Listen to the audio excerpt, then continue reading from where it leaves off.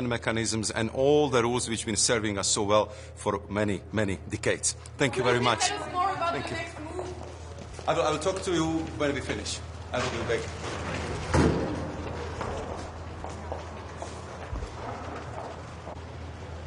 Grüß Gott. Grüß Gott, guten Morgen. Ein Handelskrieg bringt niemandem etwas, ist nicht geeignet für eine politische Showeinlage, weder in den USA noch bei uns in Europa. Deswegen muss oberstes Ziel sein, dass es rasch Verhandlungen auch gibt. Klar ist aber auch, die EU kann selbstbewusst auftreten. Wir sind der größte Binnenmarkt, wir brauchen uns vor Donald Trump nicht fürchten.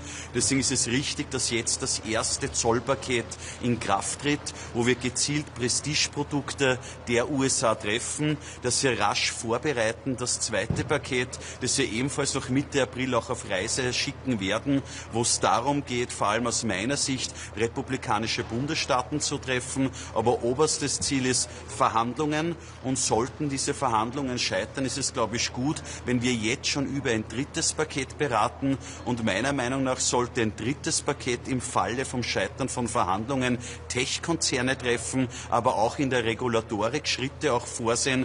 Die EU muss selbstbewusst auftreten. Klar ist aber, Handelskrieg vermeiden. Gerade Österreich, die Europäische Union, lebt vom Welthandel, lebt von internationalen Beziehungen. Unser Wohlstand, unsere Krankenhäuser, unsere Spitäler gibt es nur, weil wir Welthandel betreiben. Und deswegen ist die EU gefordert, das auch als Weckruf zu verstehen. Einerseits mehr Tempo in der Wettbewerbsfähigkeit. Trump muss uns munter machen, dass wir mehr tun müssen in der Wettbewerbsfähigkeit. Was bedeutet, die Regulatorik für die Unternehmen zurückzufahren, was aber auch bedeutet, neue Handelsbeziehungen, neue Beziehungen zu anderen Absatzmärkten, weil wenn es in den USA ein Problem gibt, wenn es mit China ein Problem gibt, dann brauchen wir neue Absatzmärkte und dann liegt die Zukunft sehr wohl auch in Handelsbeziehungen. Was halten Sie denn von der Diskussion um keine Zölle mehr? Elon Musk hat es am Wochenende nochmal gesagt, alle Zölle mit den USA abschaffen, wie realistisch? Der Idealzustand wäre, dass es wieder eine zollfreie Beziehung zwischen Europa und den USA gibt. Wie realistisch das ist, kann ich nicht einordnen. Der Herr Musk liest man Unterschiedliches von seinem Einfluss und von seiner Bedeutung. Deswegen entscheidend, es braucht jetzt rasch Verhandlungen. Heute eine Linie festlegen, wo sind die Positionen Europas, dann rasch Verhandlungen, aber auch klar machen, sollten diese Verhandlungen scheitern, dass die EU darauf entschlossen reagieren wird. Wie einig sind eigentlich die 27? Sie haben über Tech-Konzerne geredet, aber das ist ja nicht...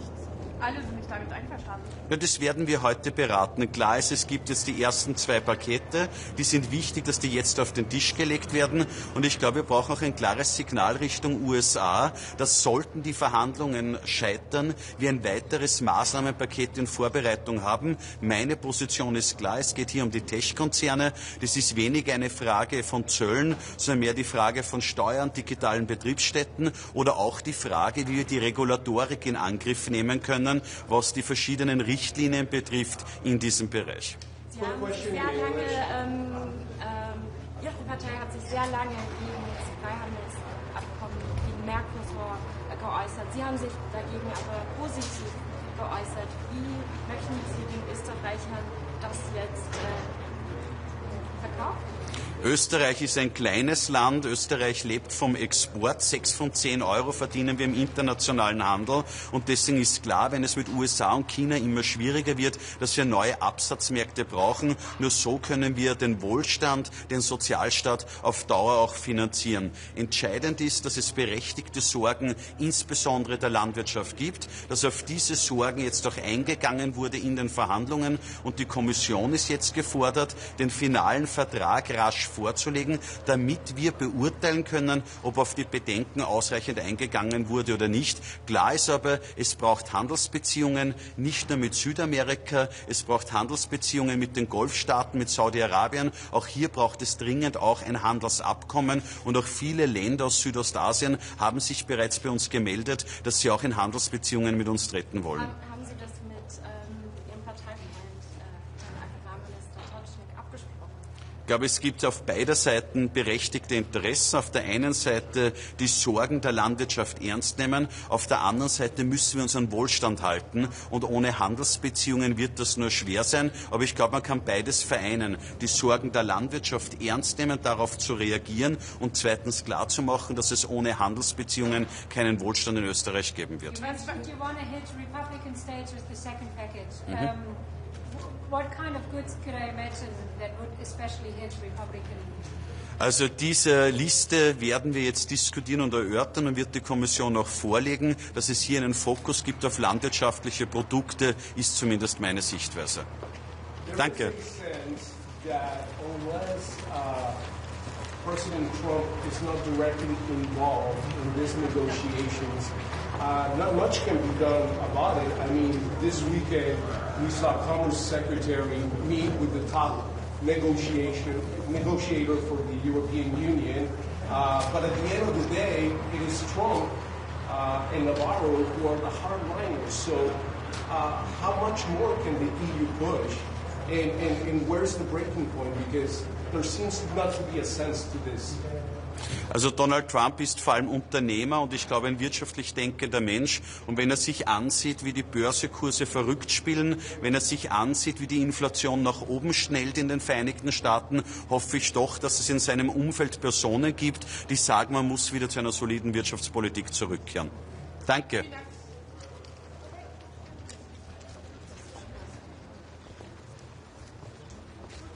Good morning. The US decision to raise tariffs against Europe and the rest of the world is extremely unfortunate.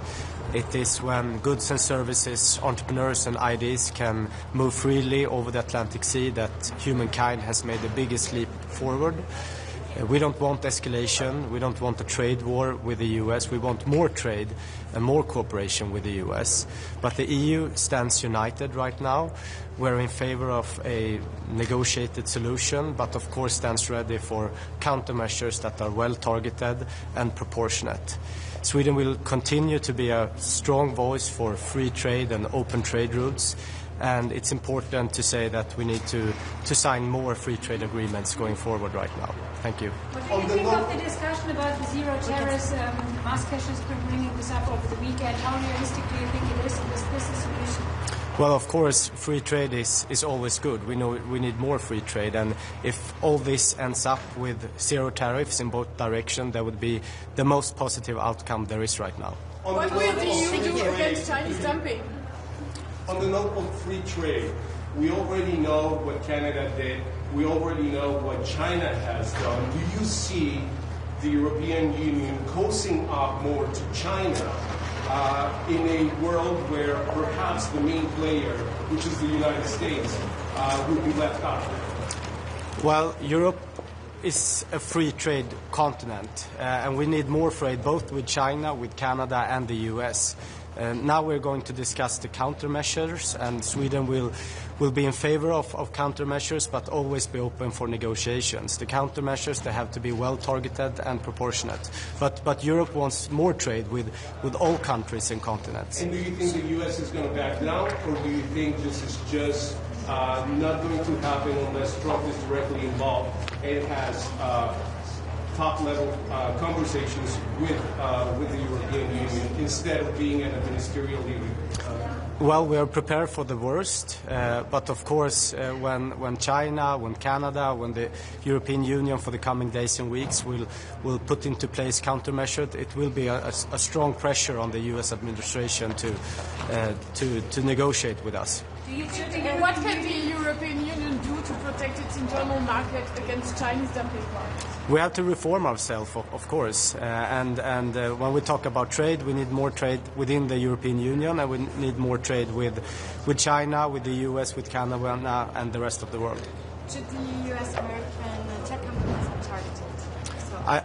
All options are on the table right now, and we will, of course, be in favor of EU unity, but the countermeasures, they have to be well targeted and countermeasures so it don't hurt European companies more than it hurts American companies. Do you think the European Union can Thank you. Thank you. Good morning, everyone. I'm Artem Šuskis, Deputy Minister of Foreign Affairs from Latvia. Of course, trade with the US today is the main question. We regret the measures from the United States right now, but we think that, first of all, Europe should stand united right now, and we should be strong, and also we should work on finding some positive agenda in communication with the United States partners. That could be energy security, that could be military trade, that could be new technologies, but we should really focus on that to find a common ground, because the trade wars are never favorable for everyone. And we would assume that if we continue that way, it would really harm our competitiveness both here in Europe and in the US. Do you think zero tariffs are an answer to this? Do you think this is realistic? We should, well, first of all, speaking about tariffs, we should provide some answers, of course. But we shouldn't be the ones who would bring this trade war on the new scale. Which US goods or services should be targeted to the American companies? Well, I don't think that we should target the exact services. These countermeasures should be probably leveled up on one level for all goods. But once again, it's much more needed to find some positive agenda and to show our partners that we can find a common ground and not start the new wars and new battlefields. Why do you think the EU is strong enough to have the shoulders to protect its internal market? Well, first of all, our market is one of the largest in the world. We have a lot of consumers here, and our Commission is also very actively working in strengthening the relationship with the new markets in South America, around Europe, etc. So we can be even stronger, and we already now are quite strong economically, and we just should work better with each other. Thank you. Thanks a lot. Good morning. So good morning. I start in German and then you see. Die Ankündigungen von Donald Trump sind ein Angriff auf die regelbasierte Handelspolitik. Ich möchte zwei Vorbemerkungen machen, weil es wichtig ist, dass wir nicht in die Falle reinlaufen, die die Amerikaner in ihrer Argumentation aufgestellt haben. Globalisierung nützt allen, sodass alleine die Ableitung, wir haben ein Handelsbilanzdefizit, die USA gegenüber Deutschland zum Beispiel oder gegen Europa, und deswegen sind wir Verlierer der Globalisierung, falsch ist. Die amerikanische Wirtschaft ist stark gewachsen, das BIP ist stark gewachsen in den letzten 20 Jahren, stärker auch als das deutsche beispielsweise. Insofern trifft die Argumentation, die Trump zur Grundlage seiner Entscheidung liegt, einfach nicht zu. Wir sollten also gar nicht darauf einsteigen, auf diese Argumentation. Und damit verbindet sich, dass die Rede von reziproken Zöllen, also Gegenmaßnahmen gegenüber Vorteilen, die Europa oder die Welt gegenüber den USA hat, einfach falsch ist. Es sind Verhinderungsmaßnahmen, es sind Abschottungsmaßnahmen, die er ergriffen hat mit schwerem Schaden auf die Weltwirtschaft. Schon jetzt brechen die Börsen ein und der Schaden kann noch größer werden. Deswegen gilt es jetzt hier bei diesem Rat, ruhig, umsichtig, aber auch klar und entschieden zu agieren. Klar und entschieden und umsichtig zu agieren heißt, sich klar zu machen, dass wir in einer starken Position sind. Amerika ist in einer Position der Schwäche. Die Äußerungen von Elon Musk, die man über das Wochenende so gesehen hat, sprechen genau diese Sprache, dass sie sehen, dass sie sich in eine schwache Position begeben haben, wenn, und das ist die Voraussetzung der politischen Arbeit, wenn Europa zusammensteht. Das ist das allererste, dass Europa sich jetzt nicht spalten lässt. Das bedeutet, dass nicht Länder versuchen, eigene Vorteile rauszuverhandeln, denn das geht schief. Wir haben es ja gesehen, dass die Länder, die in der Vergangenheit versucht haben, durch Anbieterei vielleicht von Zöllen verschont zu werden, nicht verschont wurden. Die Stärke kommt aus der Gemeinsamkeit heraus. Diese Stärke muss multipliziert werden, indem Europa als geschlossene Einheit mit anderen Ländern in den Kontakt eintritt, in den handelspolitischen Kontakt, Handelsabkommen schließt. Das Mercosur-Abkommen ist ein gutes Beispiel dafür. Aber auch die Kontakte mit Südkorea, mit Japan, mit Indien, mit Indonesien sollten schnell vorangebracht werden. Und auch der Gedanke, dass Europa sich dem pazifischen Freihandelsabkommen öffnet und dort ebenfalls mit Eintritt bzw. Partner wird, ist richtig an dieser Stelle. Europa selbst hat sich gut vorbereitet auf eine Zolleskalation, um sie zu vermeiden. Noch einmal, dass ich nicht missverstanden werde, es geht aus meiner Sicht darum, zu vermeiden, dass wir in einen Zollkrieg, Zollwettlauf einsteigen, weil der nur zum Schaden der Volkswirtschaften und der jeweiligen Menschen führt.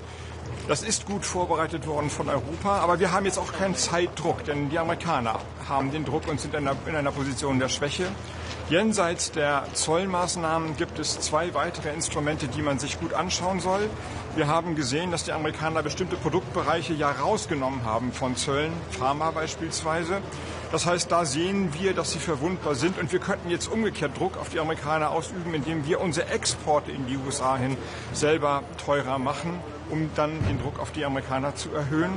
Und jenseits von Zöllen muss man auch das Instrument von wettbewerblichem Zwang, Anti-Coercion Instruments, sich genau anschauen. Das sind dann Maßnahmen, die weit über Zollpolitik hinausgehen. Sie haben eine breite Palette. Sie schließen dann Digital Services, also Digitaldienste mit ein, haben dort aber ein weites Instrumentarium, viel mehr als nur über eine Digitalsteuer zu reden. Und auch das muss vorbereitet werden. Die Vorbereitung und die Einheit, das ist das Entscheidende jetzt, die Einheit der Europäischen Union. Und ich denke, dass der Rat genau mit der Klarheit, mit der Härte auch auftritt, um die eigene Stärke auszuspielen. Was sind jetzt die nächsten Schritte, die konkret unternommen werden? Der nächste Schritt ist, dass wir eine Antwort geben auf die ja in der Vorrunde angekündigten Zölle auf Aluminium und Stahl. Da wird die Europäische Union in ungefähr 10 Tagen Gegenzölle erlassen, die in dem Volumen etwas geringer sind, aber dann die Antwort darauf sind. Das ist das nächste, was ansteht. Aber es ist noch nicht die Antwort auf die angekündigten 20% Zölle gegen Europa. Die wird jetzt weiter diskutiert werden und ein paar Maßnahmen habe ich gerade genannt. Much has been reported about the way the White House and Trump came up with these calculations for these tariffs. Let me ask you this, and how flawed those calculations are. Let me ask you, what do you think the end game is for Donald Trump? And second, we just saw Mr. Sijarto walk right behind you, and we know that Hungary is trying to cut deals with the White House on commerce. So maybe they're not as affected as the rest of the European Union. Can you give me your thoughts on that too? Yes, I can comment on this. First, the calculations from my point of view are nonsense. Even the basis of the calculation is nonsense. Yes, the assumption that a trade budget surplus or deficit is a problem in itself is a wrong estimation, because in the end globalization serves all economies, and especially the American economy has huge growth figures in GDP, better than a lot of European countries. So you see, if we, the rest of the world, are selling cheaper goods to the American economy, it's of use of the American economy. So even the basis of the calculation, the, how shall I put it, economical, philosophical basis is nonsense. And then we have seen that the countries who try to ease the conflicts beforehand with the US and hoped for a reduction of tariffs or being excluded from tariffs are wrong. This has not happened. So I can only say to the European partners, we have to stay united. If you try to solve the problem on your own, this will not be successful. So viele Vertreter der Wirtschaft sagen, sie werden überflutet mit chinesischen billigen Produkten. Was kann die EU dagegen machen? Die Gefahr besteht, dass durch die hohen Zölle gegenüber China, die ja noch mal deutlich höher sind als gegenüber Europa, dann chinesische Produkte auf den europäischen oder auf andere Märkte kommen und wir dann einen starken deflationären Druck haben, also Produkte immer günstiger werden, für die Verbraucher in der ersten Welle attraktiv, aber das wird dann im Zweifelsfall die Industrien kaputt machen. Also wenn auf einmal alle chinesischen, was soll ich sagen, Akkuschrauber oder Bohrmaschinen auf den europäischen Markt kommen, dann werden europäische Produzenten von Akkuschrauber oder Bohrmaschinen irgendwann pleite sein. Deswegen ist es ratsam, dass wir, die Europäer und die anderen Länder, miteinander darüber reden, dass wir genau das nicht zustande kommen lassen. Dass wir auch mit China, der ja ein schwieriger Partner ist, aber auch mit den anderen Ländern darüber reden, dass wir nicht unsere Märkte willentlich zerstören, weil das am Ende nur zum Nachteil von allen anderen ausgehen kann. Solche Gespräche sollten geführt werden. You mentioned Elon Musk. What do you think of the zero tariff idea? That in the end there should be no tariffs between the EU and the US?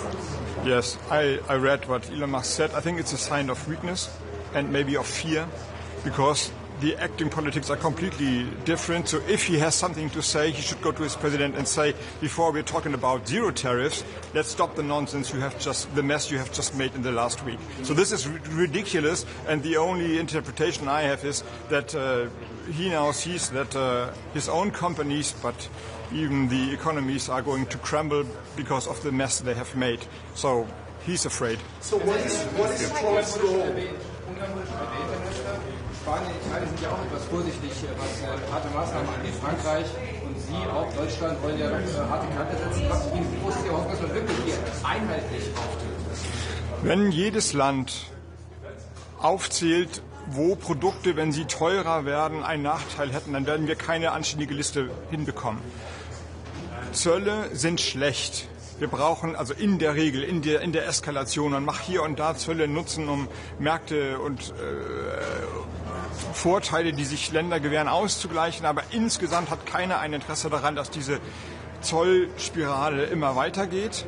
Aber um sie zu verhindern, müssen wir geschlossen sein. Wenn jetzt jedes Land aufzählt und wir haben hier ein Problem mit Rotwein und da mit Whisky und hier mit Pistazien, dann wird das alles nichts werden. Und alle diese Produkte sind leicht zu ersetzen. Dann müssen wir eben selber mehr Rotwein trinken oder mehr Pistazien woanders herkaufen. Das heißt, Sie sehen jetzt schon konkrete Anzeichen dafür, dass einzelne Mitgliedstaaten... Nein, es läuft in der Regel so, es gibt Listen von Vorschlägen, dann fragen alle Regierungen jeweils ihre Berufsstände, wenn Sie so wollen, Lobbygruppen, wie gefällt euch das? Und dann melden natürlich diejenigen, die sagen, das gefällt uns nicht so gut, zurück, es gefällt uns nicht so gut. Das sind aber sozusagen die schmalen Interessen von einzelnen Sektoren, die ja ein Recht haben für die einzelnen Sektoren. Aber daraus kann man keine Politik ableiten. Die Politik muss vom Verständnis der allgemeinen ökonomischen Lage ausgehen und dann müssen sich auch alle daran halten. Und ja, natürlich, wenn Zölle schlecht sind, dann sind auch Gegenmaßnahmen nicht gut. Da will ich gar nicht drüber hinwegreden. Aber wir kommen nur weg von dieser Teufelsspirale, wenn wir uns unterhaken und jetzt nicht jeder Rosinenpickerei in dem großen Paket betreibt. Last question, I would say. Wäre jetzt der richtige Zeitpunkt, um die EU-Beihilferegeln anzupassen, also zu lockern, auch die Industrie zu schützen? Ja, das ist richtig. Vielleicht sollte man das als Zusatz immer sagen oder als erstes sagen.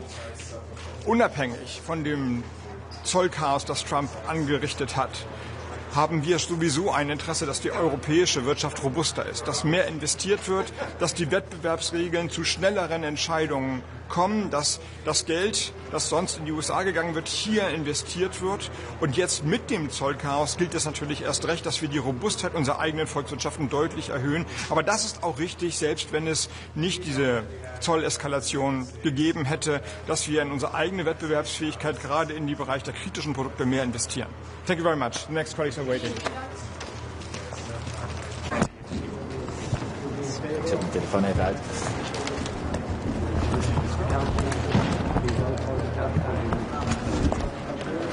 Doe maar dit eruit. Ja. Mevrouw Klever, de beurzen duiken enorm naar beneden. Hoe groot zijn uw zorgen? Die zorgen zijn groot en dat is nou precies waarom wij altijd gezegd hebben, handelstarieven zijn slecht. Niet alleen voor Nederland en voor de EU, maar ook voor de Verenigde Staten. En dat zie je nu aan de beurzen, die dalen. En dat is ongelooflijk zorgelijk. Daarom is mijn inzet hier ook om met de EU om die handelstarieven van tafel te krijgen. Wat is de strategie om dat te bereiken?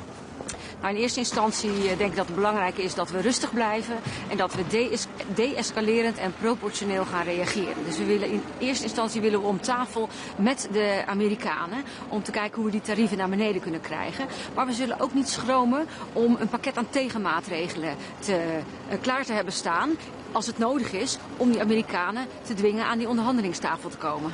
De Fransen en de Duitsers die hebben blijkbaar op tafel gelegd dat ook de Amerikaanse techsector gepakt moet worden. Vindt u dat een goed idee? Maar iedereen heeft zo zijn eigen inzet en overwegingen. Ik denk dat het belangrijk is dat we aan de onderhandelingstafel komen en dat we daarvoor een proportioneel pakket aan maatregelen met elkaar afspreken. En ik ga nou niet speculeren welke sector harder geraakt moet worden dan andere sectoren. Ik denk dat het belangrijk is dat we gewoon met z'n allen met een evenwichtig pakket komen.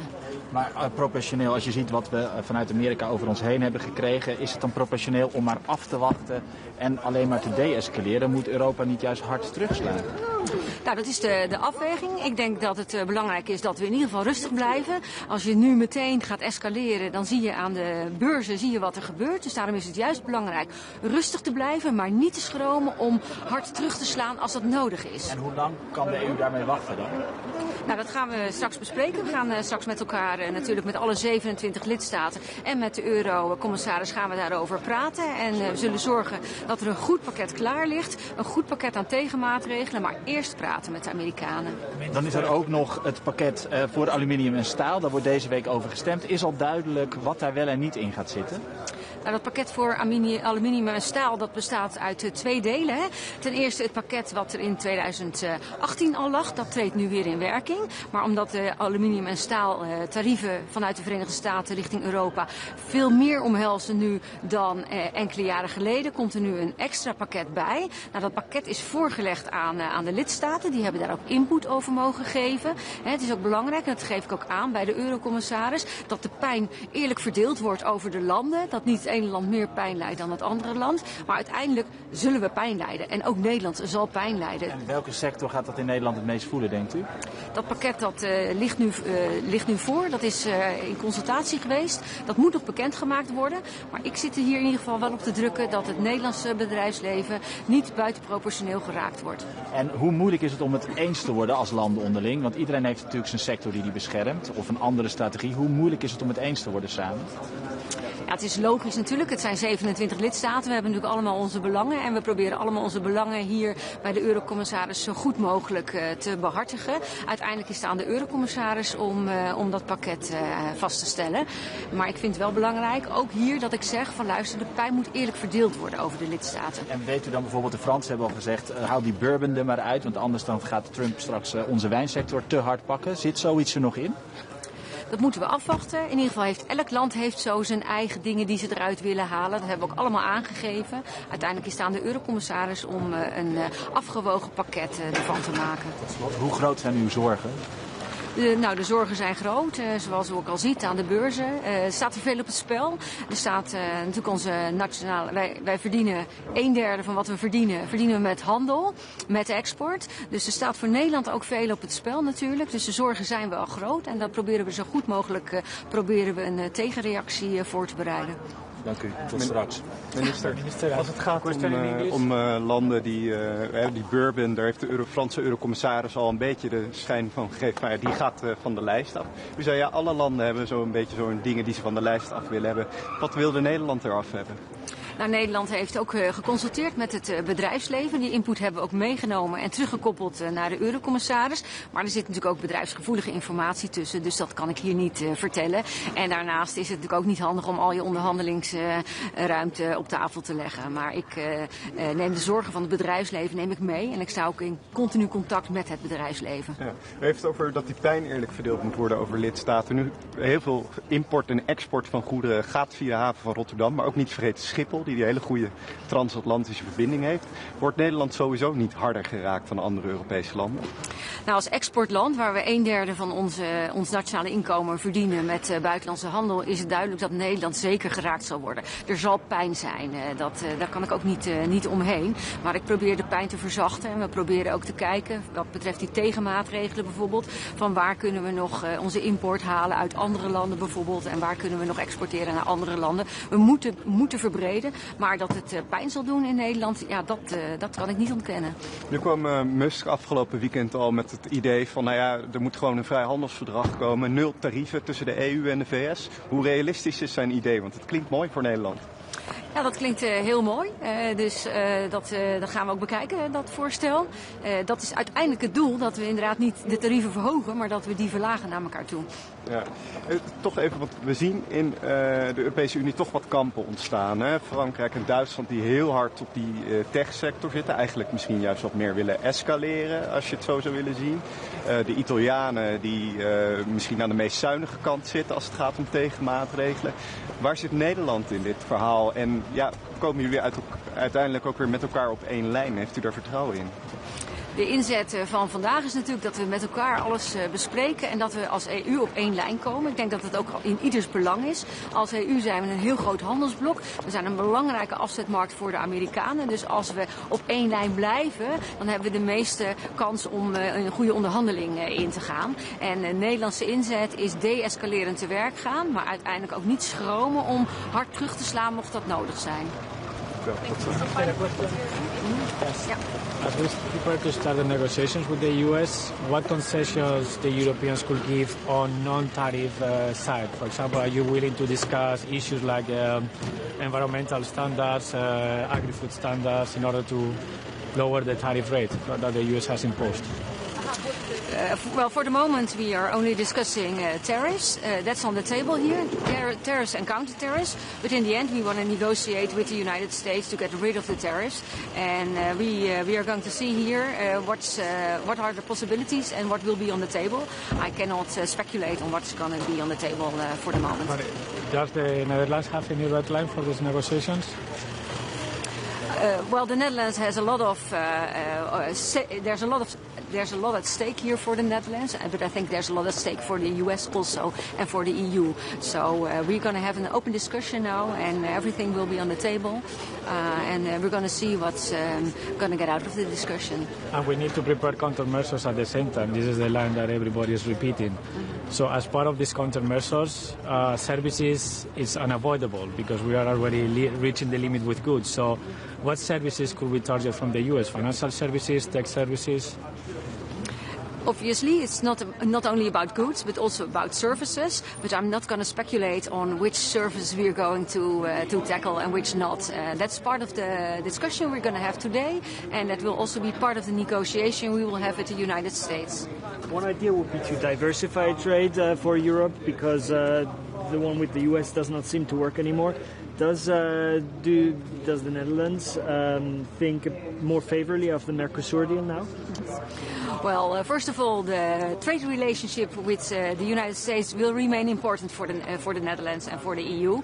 But obviously, we have to look at other trading partners and also, well, South America. We will be looking at. For Mercosur, the Dutch government has not taken an official position yet because not all the texts are available. There's still the EU is still working on all the texts. So after the text will be available and the complete treaty is available, we will take a position in that. Do you agree with the Commissioner that more free trade agreements will be needed for Europe?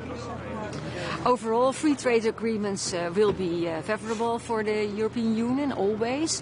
For Mercosur, it's a little bit different because there's also some negative effects for our farmers, for example. So we really want to have an integrated approach for the Mercosur, and once all the texts are available, we will take a position as the Dutch government. And what about China? Obviously, there's a discussion about that today. I mean, clearly, maybe they're a credible partner for kind of closer cooperation in light of what's happening in Washington. Also, China is an important trading partner for the EU and also for the Netherlands, and it will remain an important trading partner. But obviously, there are also some issues like level playing field issues with China that we have to address. One concern that everybody shares is the possible trade diversion from China and other countries into the EU. What safeguard measures should be taken? What sectors are the most vulnerable ones? Shoemakers, electronics, I don't know what is the most concerning one for the Netherlands. The expectation is that trade flows will diversify, and there's also the chance that there's more imports from China into the EU. We have to look at the level playing field. We do have some concerns. It should be in coherence with the world trade rules that we have agreed with each other. So if that's not the case, then we will not hesitate to take measures. Well, is your impression that it could be a negotiated solution with the US so far? That's what we are aiming at. We want to negotiate with the US and come to a solution, because trade tariffs are bad for the EU, for the Netherlands, but also for the United States. Thank you very much. Thank you. Thank you. Morning, everyone. EU-US trade is the topic number one for today, and we all know that tariffs are an unfortunate thing. Tariffs are taxes. Tariffs hurt our economies, our businesses, our customers, and our citizens at the end of the day. Therefore, we should look for the solution in our trade with the United States. We should avoid escalatory measures right away. We should look for a negotiated solution, and Lithuania stands for concrete steps forward into that direction. We support the Commission's mandate into that direction. We are looking also forward for European Commission to provide measures to soften the effect on our economies in EU, and those has to be for the investments in other industries and sectors. Defense, one of the solutions. The second way is, of course, to diversify our trade and new markets. And the third option is surely to look for the solutions also in the future to soften the effects of other exporters that will look to enter the EU market for the reasons of the US tariffs. China, first of all. So we have also to see for the prevention measures in the future for it.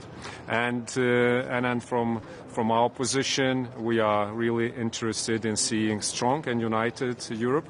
Contradictory measures at this moment are very counterproductive. Therefore, I look forward for the united position that will come up from this meeting of the Foreign Affairs Council on Trade. As we prepare to start these negotiations, or we already started with the US, what are the red lines that Lithuania will have? Or are you willing to talk about everything from SPS, agri-food standards to tech regulation?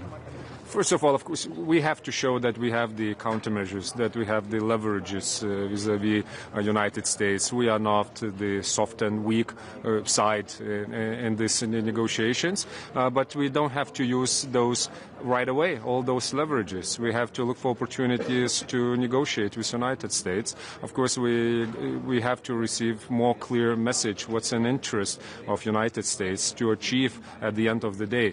We understand that it's beneficiary to both sides to trade, US and EU. That's the largest trade, that's the largest investments on both sides. Both sides suffer from deficiencies in a global trade. Both sides suffer from China's policies towards us. So there are the natural grounds to find the joint and common interest and to find the solution. So we have to show the leverages that we have, to put them a bit to the side and go for negotiations. So you start preparing the anti-coercion instrument, given how, the flexibility it offers to target also services? We know that we have it, and United States know that EU has ACI as an instrument, but we don't have to use it right now. We should keep it as an option, because I doubt that the very reasons would be right away. How it was created, ACI how it was created, and Lithuania was one of the reasons why it was created, because of the economic coercive measures coming from China. So we have to keep it, but don't rush to use it.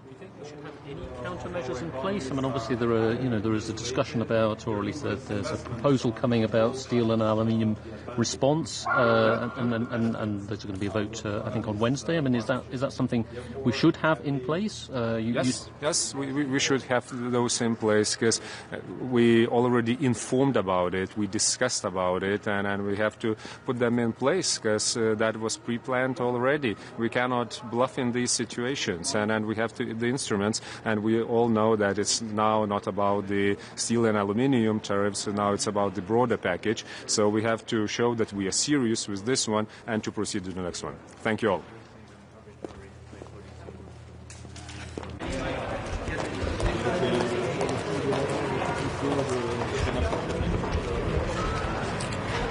Okay, good morning. Great to be here in Luxembourg. Our focus is today to discuss EU and US trade relations. We Finland find US a very important trade partner. It's among our top 3 trading partners, and we would like to see, of course, transatlantic trade to grow. So we are ready to discuss the solutions, and we'd like to see a constructive discussion between EU and US to find solutions to current tariff problems. And it's important for European Union to stay united now and defend its interest. Thank you.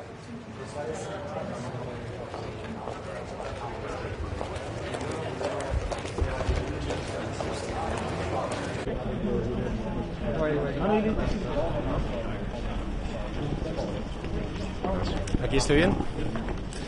Muy bien. Buenos días, muchas gracias por atender este punto de prensa aquí hoy en Luxemburgo. Como saben, tenemos por delante una reunión importante entre los ministros de Comercio de la Unión Europea para seguir avanzando en la definición de la estrategia de la Unión ante estas medidas injustificadas y totalmente arbitrarias impuestas en materia arancelaria por la administración estadounidense la semana pasada.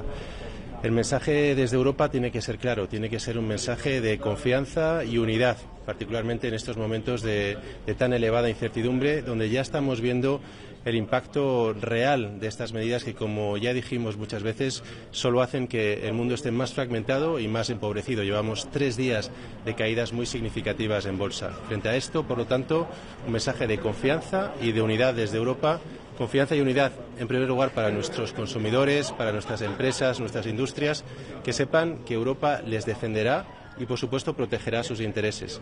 En segundo lugar, un mensaje de confianza también para nuestros socios comerciales, que sepan que Europa va a seguir siendo un socio estable, un socio confiable y va a seguir estando abierta, por supuesto, a los intercambios comerciales.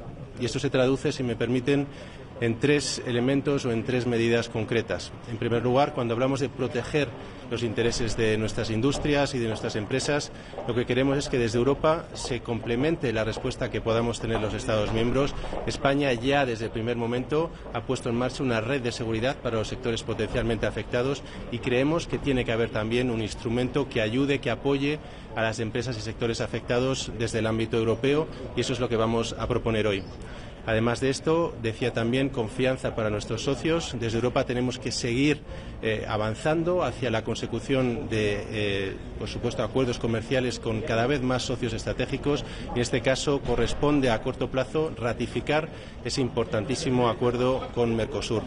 Y luego, por último, con respecto a Estados Unidos, tenemos que seguir manteniendo ese mensaje de mano tendida, mano abierta, a finalizar unas negociaciones que son buenas, que serían buenas para todos, puesto que, como sabemos, tenemos muchísimo que proteger. Es la relación comercial y económica más importante del mundo y desde Europa queremos seguir demostrando que estamos abiertos al diálogo, a llegar a una solución negociada y justa.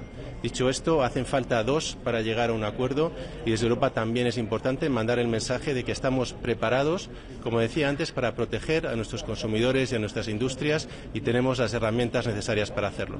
Y quedo a vuestra disposición. Habla de ayuda, de un plan de ayuda que debe complementar la Unión Europea. ¿No cree que eso puede traducirse en una subvención indirecta a los propios aranceles de Estados Unidos? Bueno, nosotros lo que creemos es que desde Europa tenemos que tener en cuenta que hay que lanzar un mensaje de que la Unión Europea protege a sus ciudadanos y tiene un paraguas precisamente bajo el cual estamos todos más protegidos, defendiendo nuestros propios intereses. A partir de aquí, estas ayudas tienen que ser también a nivel europeo por varias razones. La primera de ellas es que las competencias en materia arancelaria están en Europa, las tiene la Comisión Europea. La segunda es que si tenemos aranceles impuestos a productos estadounidenses, la recaudación irá mayoritariamente también al presupuesto europeo. Y la tercera, como decía, es que tenemos que lanzar ese mensaje de protección de paraguas desde el ámbito europeo. Estas ayudas, esta protección, desde luego que puede tomar también la forma de búsqueda de nuevos mercados, tal y como tiene también el plan de relanzamiento español. Tenemos que ayudar a las empresas a ser más resistentes en el medio plazo ante una posible posible reducción estructural de sus pedidos o del mercado estadounidense, y ese es yo creo que el mensaje que debe lanzar la Unión Europea hoy también, de protección de sus consumidores, de sus empresas e industrias, y esto es compatible perfectamente con ir avanzando a tener sectores cada vez más resilientes, buscando mercados alternativos. En este caso hablábamos de Mercosur, pero también esa iniciativa, ese empuje de ir hacia los mercados asiáticos que está liderando la Unión Europea, la Comisión, pero que también desde España estamos promoviendo, por ejemplo, con la visita del presidente a China esta misma semana. ¿Cómo se consigue el equilibrio entre no escalar esta guerra comercial y a la vez proteger los intereses europeos? Bueno, en primer lugar tenemos que dejar muy claro que Europa no quiere este conflicto comercial y que solo estamos respondiendo a medidas injustificadas y totalmente arbitrarias que se han puesto sobre la mesa. Y además nuestra respuesta siempre será justa y proporcionada. Ese es el elemento esencial por el cual tenemos que empezar esta discusión. Ese es el punto inicial y a partir de aquí hay que encontrar el equilibrio efectivamente para transmitir un mensaje que nosotros no queremos escalar ningún conflicto y que solo estamos respondiendo, y a la vez que esa respuesta, como bien dice, no impacte o impacte de manera mínima a nuestros sectores, a nuestras industrias. Por ejemplo, a la hora de imponer aranceles a productos estadounidenses, que no impacte a nuestros productores, en particular si no tienen capacidad de diversificar esas importaciones. Cuando hablas de ratificar Mercosur en el corto plazo, ¿eso cuándo es? O sea, ¿el corto plazo qué es exactamente? Bueno, nosotros esperamos, aquí evidentemente los plazos tendremos que ir viendo, pero esperamos que la situación actual esté desde luego siendo un acicate para que todos entendamos que tenemos que ir lo más rápido posible en esa ratificación de Mercosur. Por darles un ejemplo, dos de los sectores que pueden verse más afectados por los aranceles en España son el sector del vino o del aceite de oliva, y para nosotros la apertura de un mercado como Mercosur puede llegar a suponer hasta un 40 o 50% de incremento de exportaciones para estos dos sectores. De ahí de nuevo la importancia de ir avanzando. En cuanto a plazos, nosotros creemos que es deseable que la propuesta ya para empezar a ratificar, a empezar a negociar la ratificación por parte de la Comisión esté sobre la mesa antes de las vacaciones de verano, y que antes de final de año este acuerdo pueda estar, esperemos, ya ratificado. Ministro, esta semana se va a cerrar también en principio la primera lista de productos estadounidenses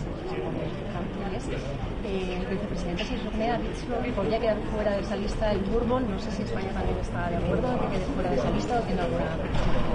Bueno, de nuevo, nosotros hemos trasladado a la Comisión Europea nuestras peticiones específicas de productos que creemos que no son fácilmente sustituibles por industrias españolas, para que, como decía antes, minimicemos el impacto de estos aranceles para nuestros productores y para nuestras industrias. Yo creo que es precipitado hablar de cuál será la lista final. Tenemos que seguir avanzando estos días para cerrarla definitivamente, pero de nuevo tenemos que ser inteligentes y tener una estrategia que minimice el impacto sobre nuestras industrias y que mande un mensaje muy claro de que no queremos una escalada en términos del conflicto. Ministro, hablando del viaje del presidente Sánchez a China, ¿no es un tanto contradictorio que la Unión Europea defina a China como un riesgo, un peligro, y el presidente intente abrir unos nuevos lazos económicos y comerciales?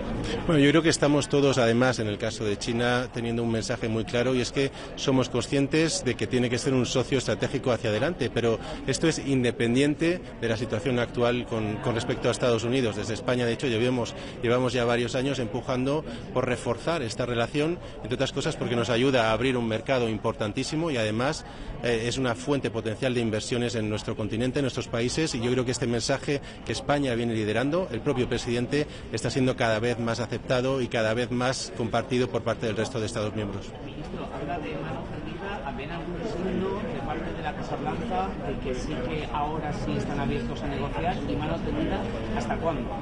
Bueno, tenemos que mantener también la cabeza fría, hay que intentar evitar la sobrerespuesta, ¿no?, a tweets o declaraciones. Nosotros tenemos que intentar, desde luego, avanzar en el trabajo, en el día a día de un posible acuerdo negociado, y aquí estamos ahora. Se ha abierto una nueva fase en este conflicto comercial tras el anuncio de los aranceles por parte de Estados Unidos el miércoles pasado, y aquí tenemos que entrar esta nueva fase, como decía, con la mano tendida y abierta, pero sin ser ingenuos. Para ser capaces de llegar a un acuerdo hacen falta dos partes en ese acuerdo y que todos estemos con esa voluntad negociadora. Veremos cuál es la actitud por parte de las autoridades americanas, apoyaremos en todo lo que sea necesario, en este caso a la Comisión Europea, al comisario Šefčovič, en estas negociaciones, y por nuestra parte, desde luego, de nuevo, no creo que debamos ponernos tiempos, pero Europa debe ir reaccionando conforme se vayan desarrollando. Ministro, más allá de un mensaje de confianza, ¿qué puede decir el Gobierno a los inversores para parar todas estas sangrías en las bolsas?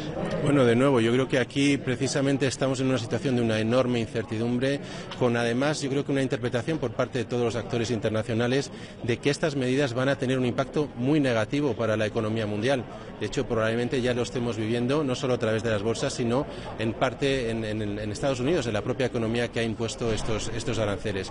Y para esto, o para contrarrestar en la medida de lo posible esto, desde Europa tenemos que afianzar ese mensaje de confianza, de tranquilidad, de que Europa va a seguir siendo un socio que se va a mantener abierto a acuerdos y a intercambios con nuestros principales socios estratégicos, y dar también un mensaje de confianza a nuestros productores, a nuestras industrias y a nuestros trabajadores de que vamos a estar apoyándoles para que no sufran las consecuencias de este conflicto comercial. Ministro, ¿cree que la caída de las bolsas haga recapacitar, plantear algún cambio en la situación de la que está hablando?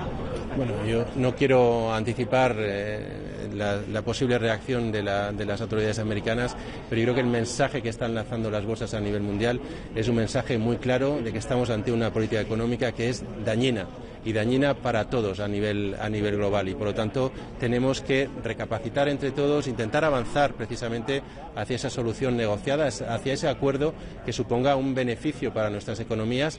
De hecho, llevamos años beneficiándonos todos de ese intercambio mutuo, de esa relación abierta entre Estados Unidos y Europa, y este tiene que ser el camino. Tenemos 4.400 millones que viajan a diario entre ambos continentes en intercambios de bienes y servicios. Esto hay que reforzarlo, no tenemos que avanzar en fragmentar estos mercados, al contrario. Yo creo que las bolsas están dando ese mensaje de manera muy clara, hay que escucharlo. Gracias. Gracias a vosotros. Es un tanto contradictorio que la Unión Europea defina a China como un riesgo, un peligro. I'd like to say a few words, if that's all right. Yeah, that's all right. I'm pleased to be here today at this important meeting of trade ministers. It's really the first opportunity to take stock after what was a very significant number of announcements last week. What's becoming abundantly clear now to anybody who was under any illusion in relation to this is that tariffs are really bad. They're bad for the US economy, they're bad for the European economy, they're bad for the Irish economy, and we need to find a negotiated way forward. I hope today provides us with an opportunity in the first instance to share insights, but also to discuss how we get this to a better place in terms of engagement. Ireland is very clear, as I believe are the overwhelming majority of European countries, that any actions we take must be taken with one agenda in mind, and that is to de-escalate, to get to a point of negotiation, because disagreement needs to ultimately end in agreement when people sit around a table and work out a way forward. I think the turmoil being seen in global stock markets and global markets is a real indication of the pain that tariffs are causing and will cause, not just to economies in some sort of macro sense, but also to individual citizens in Europe and individual people in the United States of America. So I look forward to taking stock today, and then I look forward tomorrow to travelling to Washington for engagement with the US administration. Thomas, just on the targeting of tech services and digital services, I suppose what is Ireland's view on that? Like, is that an absolute red line? Where do we sit in the debate, obviously, with the concentration of firms in Dublin? So firstly, I think if you were to get into that space, it would be an extraordinary escalation at a time when we must be working for de-escalation. It is in many ways the nuclear option if you start talking about the use of the anti-coercion instruments and the likes. So what we need to do here is step by step, in a measured way, consider how best to respond. And I'm very clear from my engagement with multiple European counterparts and our ongoing engagement with the Commission that the majority view is certainly not in that space of going near the ACI at this moment in time, but much rather looking to see how we can respond in the first instance to the steel and aluminium tariffs, and then crucially how we can get to a position of negotiation. Do you understand, is bourbon off that list of the steel and aluminium retaliatory tariffs? And second, on the much bigger list, I mean, tech services, the US just doesn't export enough goods to the EU for us to target tit for tat, which the Commission wants. So services will have to be on there eventually. So in relation to the list responding to steel and aluminium, we've yet to see the final list. I did write to the Commission outlining Ireland's concerns and views as part of the consultation, and would have highlighted the issue of bourbon and questioned, I suppose, the strategic relevance of it now, considering the dynamic had shifted in US politics since 2018. I hope that's reflected in the finalised list this evening. But in many ways, your second question makes my point, because actually so much has moved on since then. If you think of it like this, I mean, President Trump announced steel and aluminium tariffs about 25, 26 billion worth of a hit in Europe. He announced tariffs on cars about 75 billion. But actually the last announcement in the Rose Garden is now a further 380 million. So even Europe responding to steel and aluminium does need to be seen in relation to that. It's a very small and measured response when you look at the total quantum of what he's announced.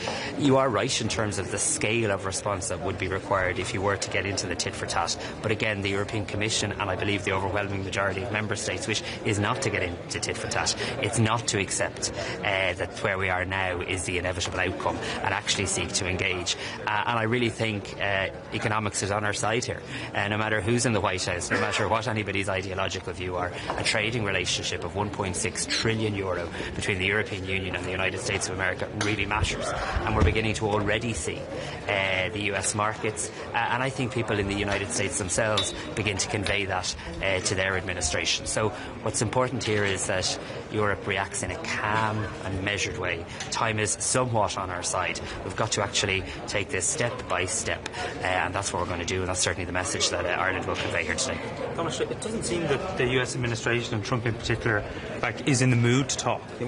What's the EU's approach then, where it seems that we're talking to a bit of a brick wall? I think we always have to be careful to not respond to kind of every comment made in the US administration, and I say that respectfully. But if I look at a range of things that we've heard in recent days, certainly the word negotiation and talks have been mentioned many times. In the executive order that President Trump himself signed, it provides space for people to engage and negotiate and get to a better place on tariffs. I heard the comments of the Commerce Secretary and the Treasury Secretary over the weekend in US media, both talking about engagement and negotiation. And indeed, Maros Sefcovic himself was in contact with Howard Lutnick with a view to seeing how to take this forward. So I think, again, it is important to stay calm here. It is important to take this step by step. The first thing to do today is for Europe to come together here in Luxembourg and demonstrate unity. I think that is really important.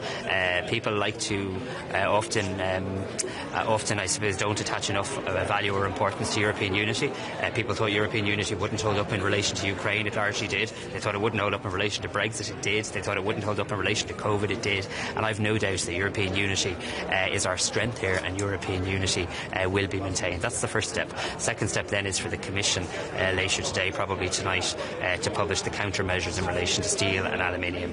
And then thirdly, in the background and constantly, is trying to find a way forward in terms of negotiation. So everything we do here today, everything we do in the days ahead, has to be to create the environment that brings the US administration to the table. And I think there are many, many reasons, not just here, but in the global markets, that are going to make that an inevitability of the time ahead. Do you think an Irish minister will be able to come away with something from Washington, or better understanding from Washington than the EU so far has? Because those talks haven't worked so far, even though Sefcovic has been twice and called once. Yeah, no, I think obviously from an Irish perspective we have a close relationship with the United States over many years. We have an understanding in many ways of the business culture that exists between our two countries, but we're very clear we're firmly and proudly members of the European Union, and anything that I say in Washington in the coming days will be in support of the European Union efforts to get to a place of engagement and negotiation. I really believe that if people get around the table, a way forward can be found. This is a trading relationship that matters, and Europe has been very clear we're up for a deal. President von der Leyen has talked about wanting to address any of the trade barriers that exist, wanting to buy more stuff from the United States and vice versa. We're up for a deal. I suppose the outstanding question is the United States up for one? And what we have to consider here today, what can we do strategically to help further, I suppose, increase our own leverage to get the United States around a negotiation table. So I look forward to having an engagement with Secretary Lutnick. I think it's always important to keep the lines of communication open, to share insights, to pick up the latest views, but also to really stress that the relationship that Ireland and the US have is two-way. Sometimes I think when it's commented on, it's commented in a way from times past. 200,000 jobs created by Irish firms in the US, every single state in the United States having jobs created by Irish companies investing more than $350 million in 1 year in the US economy. And even when you look to the US companies in Ireland, of which there are many, the US economy is benefiting from that, because 80% of what the pharma companies in Ireland send back to the US aren't finished products. They go back into American factories where value is added, workers are hired, taxes are paid. So the relationship is much more interdependent and interconnected than perhaps headlines in the United States sometimes indicate. Okay, thanks so much, folks. Some of your colleagues have suggested suggested that it might be necessary to support affected industries, especially when you look at European markets today. Companies are really feeling the effect of these tariffs. Is that something that Ireland is interested in? Are there any industries that you think need to be targeted with support? I think at a European level we're going to really have to accelerate conversations around competitiveness and productivity. There's an awful lot we can do in terms of controlling what we can control at a European level that would directly support European industry, European jobs and the European economy. If there's a need to support individual sectors as we go through this global financial challenge and the economic turmoil that President Trump's announcements have caused, Ireland certainly will always keep that under review. We've a proud track record in our country of supporting business, supporting enterprise. But I want to say this, and I say this to businesses in Ireland, and I think businesses right across Europe. There is no scheme that any government that can devise that would be better than trying to mitigate the damage of tariffs, and that's where the focus has to be in the here and now. Okay, thanks very much. We'll see you later. Cheers.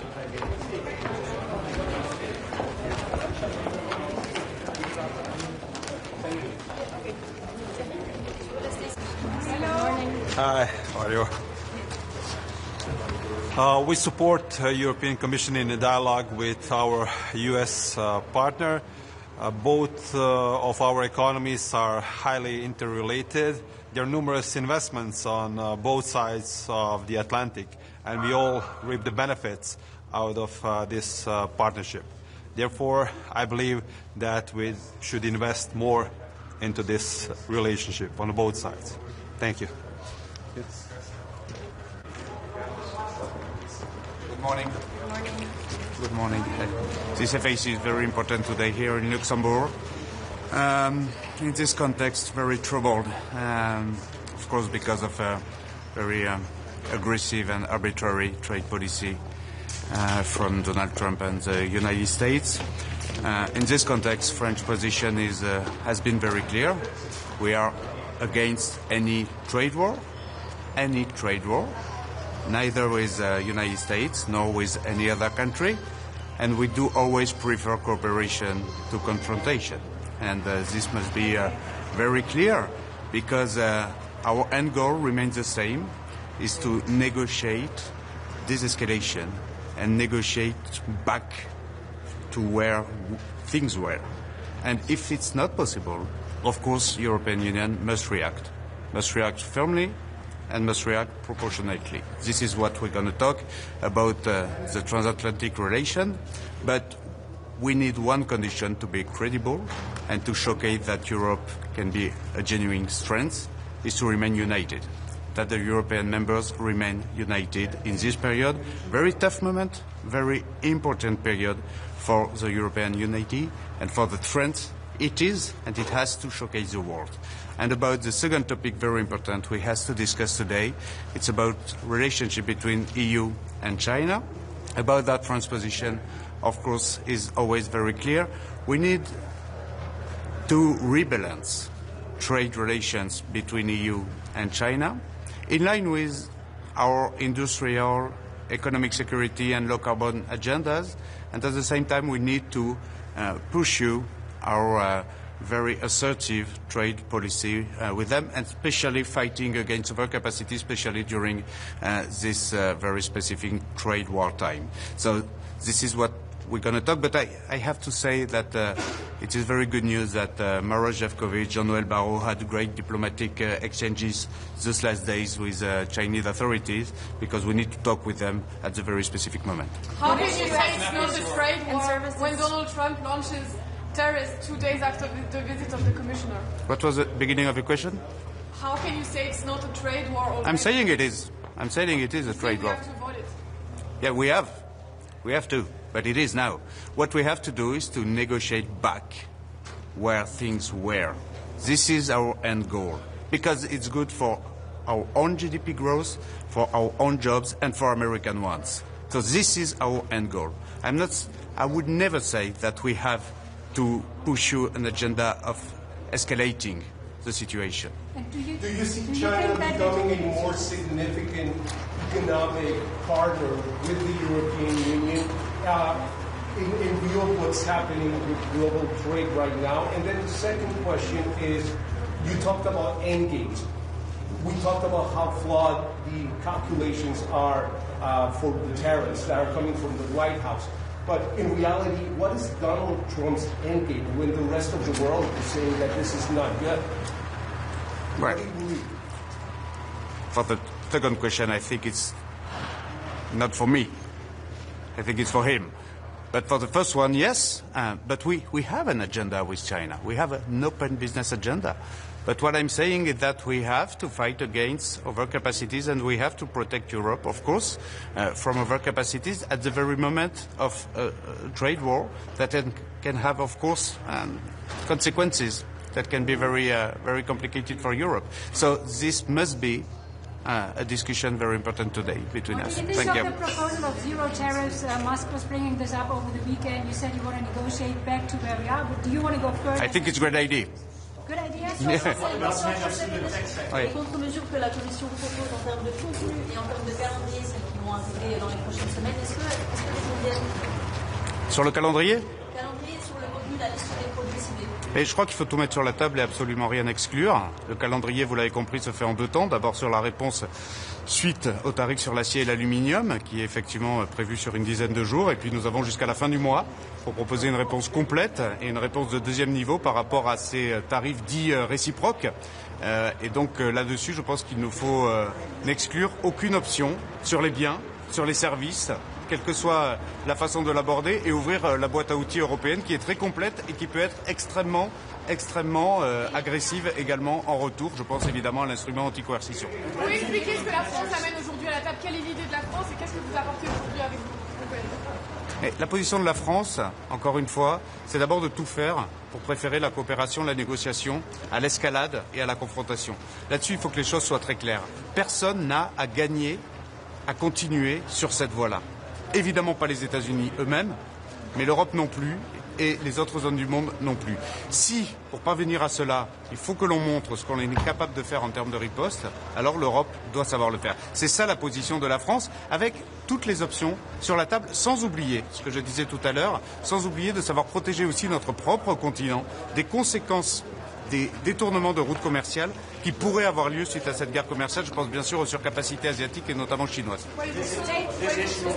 On va en parler justement aujourd'hui.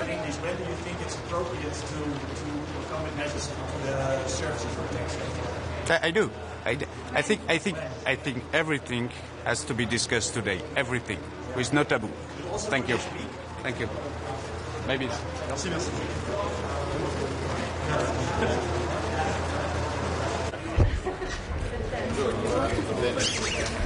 Buongiorno a tutti. Buongiorno. Come fa freddo?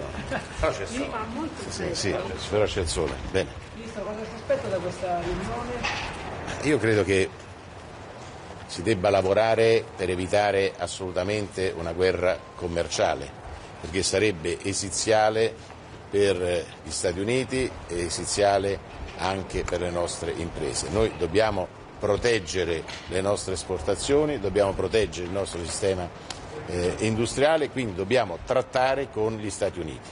Lo deve fare l'Europa unita, l'Italia quindi sosterrà tutte le iniziative del commissario Šefčovič, nel quale riponiamo grande fiducia, per cercare di trovare un accordo. L'ideale sarebbe zero tariffe, zero tariffe.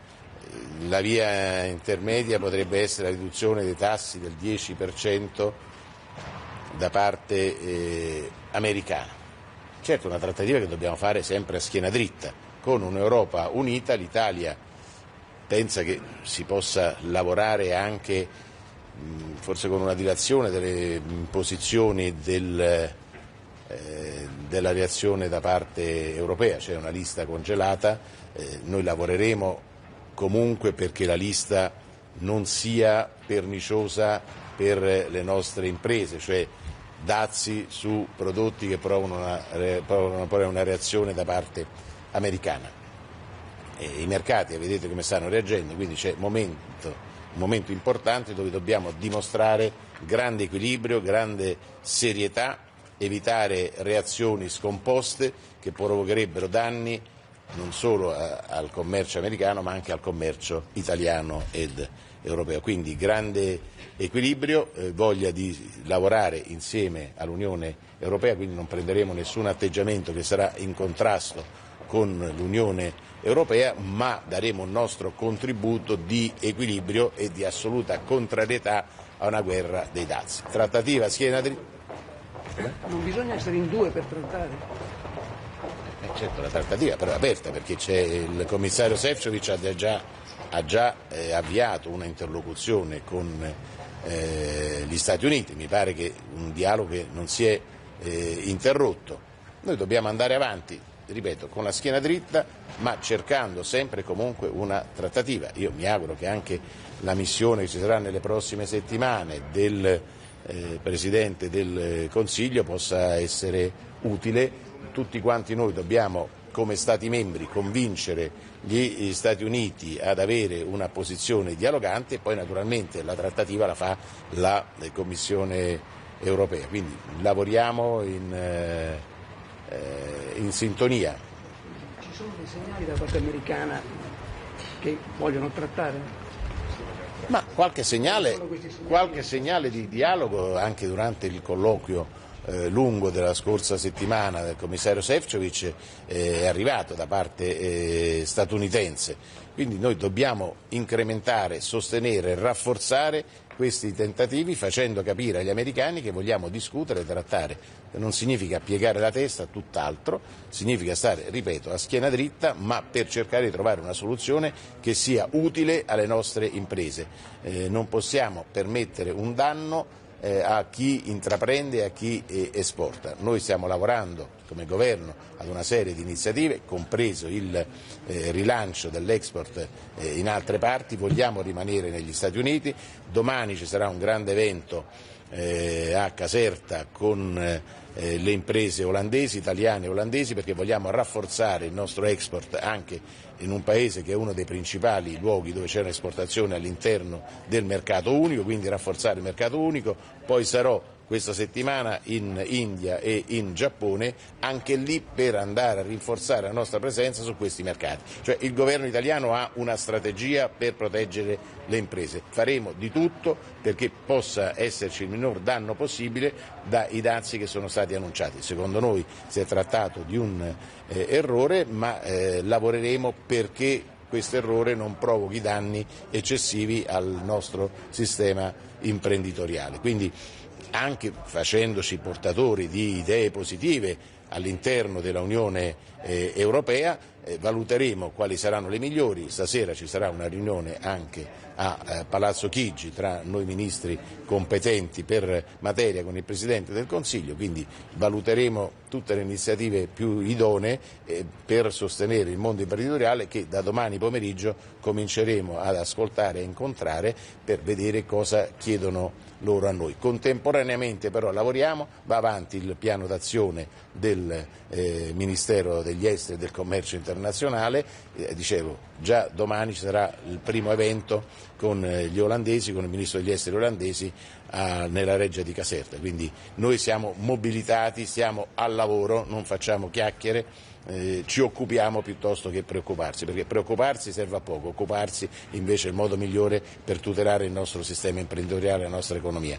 Non c'è preoccupazione per le borse che stanno crollando il terzo giorno? Stiamo lavorando, stiamo avviando tutte le iniziative possibili, convincendo anche gli altri, sono qui come Vicepresidente del Consiglio anche per dire all'Europa dobbiamo affrontare in maniera determinata la questione, cercando di arrivare ad una trattativa. Il mio sogno è quello di avere un mercato europeo e transatlantico che sia un mercato unico dove non ci siano tariffe. Noi dobbiamo arrivare a questo obiettivo. Ministro, una domanda, scusi, per quanto riguarda... Poi dobbiamo dare la riunione. Se dovessero per esempio aumentare le importazioni dagli Stati Uniti, potrebbe essere una soluzione? Io l'ho sempre detto, poi qualcuno è insorto perché ho detto che possiamo aumentare le importazioni, comprare più negli Stati Uniti, internazionalizzare di più, cioè investire di più negli Stati Uniti, è un modo per proteggere il nostro export. Mi sembra una cosa per la quale non serve una grande intelligenza, mi sembra una scelta giusta, che non significa delocalizzare. Io sono contrarissimo alle delocalizzazioni, ma sono favorevole alle internazionalizzazioni. Da qui il lavoro di domani con gli olandesi, di questa settimana con l'India e con il Giappone. Una pregunta en español o inglés. En español, como quieres. Vale. Ahora que empezamos las negociaciones con Estados Unidos, ¿tiene Italia alguna línea roja o está dispuesta a hablar sobre todo los estándares medioambientales, tecnología, incluso Hablamos, ahora empezamos con la lista ya que está en la comisión. Vamos adelante, creo que es más importante hablar, porque una guerra comercial no ayuda a nosotros, no ayuda a los americanos. Por eso es muy importante hablar. Claro, no bajamos la cabeza, pero hablar es la solución mejor para defender las empresas grandes, pequeñas y medianas. Lei per il congelamento dell'eventuale lista di contromisure intanto? No, vediamo quello che sarà, si può magari pensare ad un rinvio al 30, ma certamente non è che noi ci opponiamo. Sosterremo il commissario Šefčovič, questo è chiaro, vediamo se si può rinviare di qualche settimana in modo che ci sia più tempo per il dialogo, ma questa lista è una lista già congelata, quindi non è una reazione di posizione, direi, quindi un segnale per dire noi siamo qui, difendiamo le nostre imprese, ma siamo sempre pronti a discutere, che è la cosa secondo me fondamentale per tutelare l'economia in generale, l'economia occidentale. Dobbiamo essere certi che comunque l'Europa non si dividerà, noi lavoreremo per tenere unita l'Europa in questo momento così complicato, quindi la posizione italiana è molto chiara, daremo il nostro contributo, diremo quello che pensiamo, ma non faremo nessun atto che possa mettere in difficoltà il commissario Šefčovič, nel quale noi riponiamo la massima fiducia. Vado perché se no non partecipo alla riunione.